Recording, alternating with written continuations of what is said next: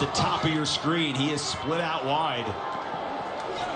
And it's Bowers, and it is broken up. That is the aforementioned of a season and a half in Las Vegas. The ability to jump the rest. Yeah, I just feel like that was a carbon copy of what we saw against the the LA Chargers a couple years ago, where he picked one off, jumping, slipped a quick slant to that side. He's all over it.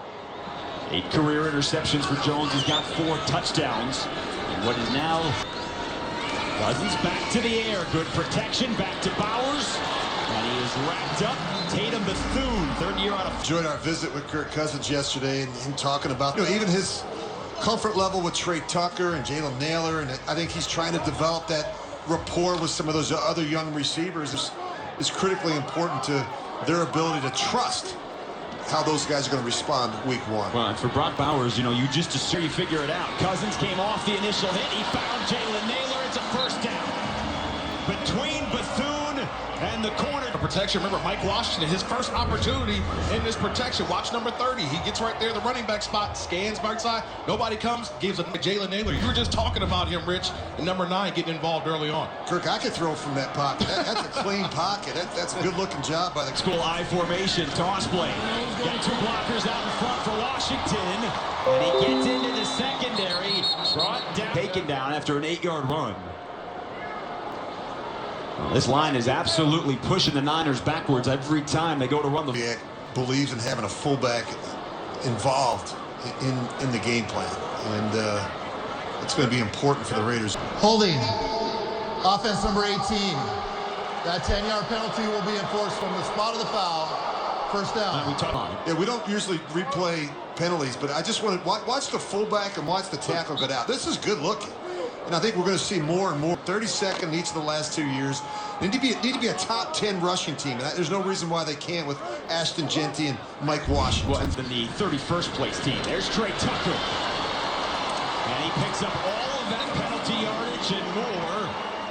Kirk Cousins couldn't say enough great things about Tucker. He said, in my 14 years in the thing, Trey Tucker's a different story. What did he say? He said you have to try and overthrow him. Now think about that for just a second.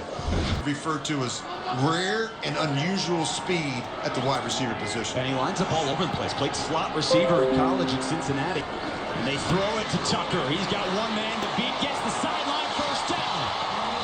He left the rookie. For the Raiders, I thought about this in my hotel room today, guys. How about some continuity and improved play up front, the offensive line? That is the key. And then growth, and I mentioned this, the running back, whether it's a tight end or fullback, and you can rely on from a recognition, protection, and execution standpoint. And that man, we just saw Rick Dennison, the offensive line coach, experienced Super Bowls, been in the NFL for more than 3 decades. They have credited with his energy that he still brings all this time. Well, 30 years of NFL coaching experience. It was magic like he normally does. This might be one of the most improved units in all of football. And that unit right there, working with the ones the entire camp. Been a battle at right guard. Jackson Powers Johnson and Caleb Rogers. Tonight's JPJ in his 3rd year on a lengthy opening drive. Washington spun his way right into a tackle. Jalen Graham, 4th year out of Purdue, was the one who... Look, that's just 10 plays on this drive, and a lot of it is about Rico Dennison right there. We call him Rico around here, but look, you see the offensive lines and what you're appointed to the group that needed the biggest jump, I think, in improvement from 2025.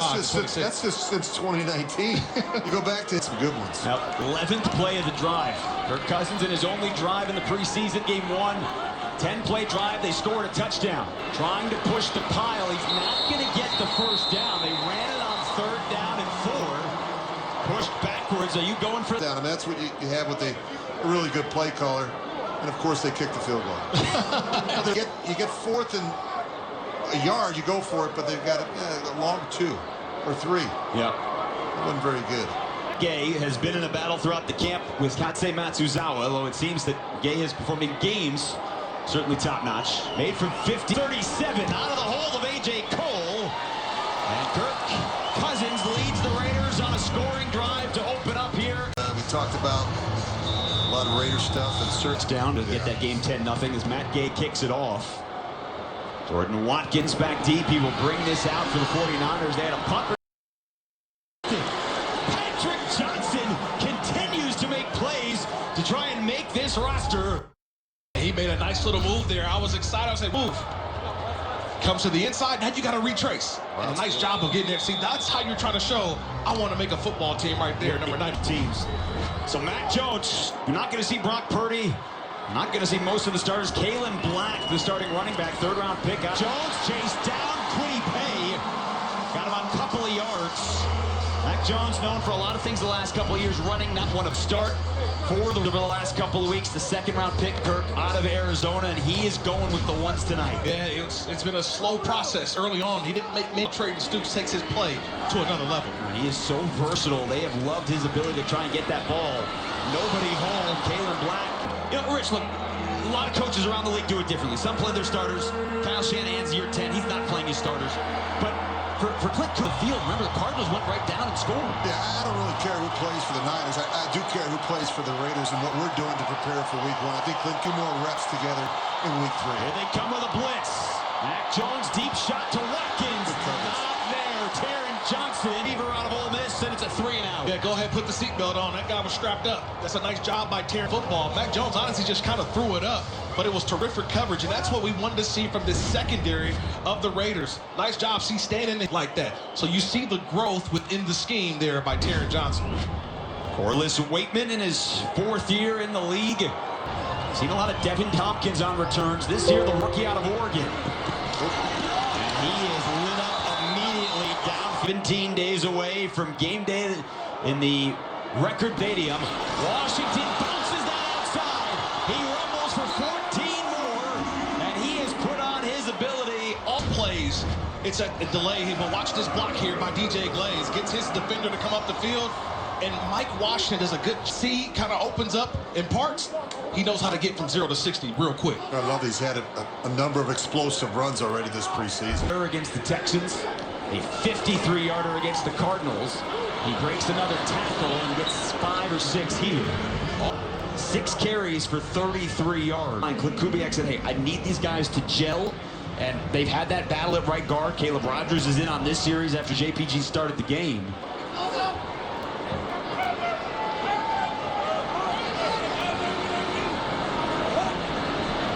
Tucker gets a block from Colton Miller. Nobody saw the gentleman coming from behind. Obo Okoronkwo. 5 resulted in a field goal, 15th year. And as we were talking to him yesterday, he's had 9 play callers, he told us, in his career. NFL head coaches.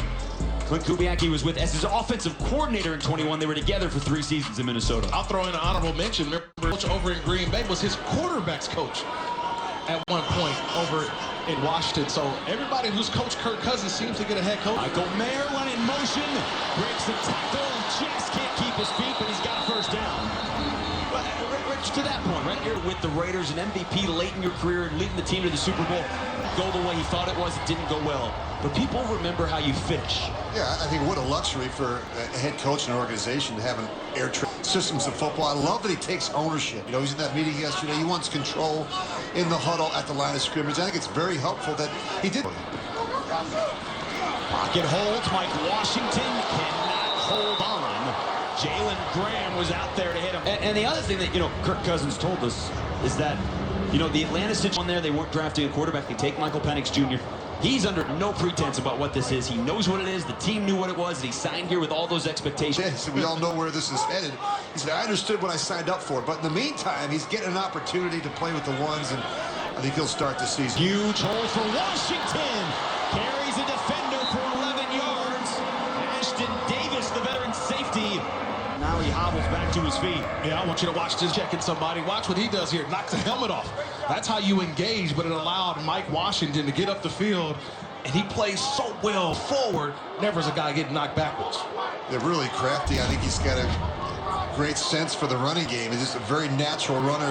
Trying to set up the tight end screen to Michael Mayer. And a great play. Terrell Luter Jr.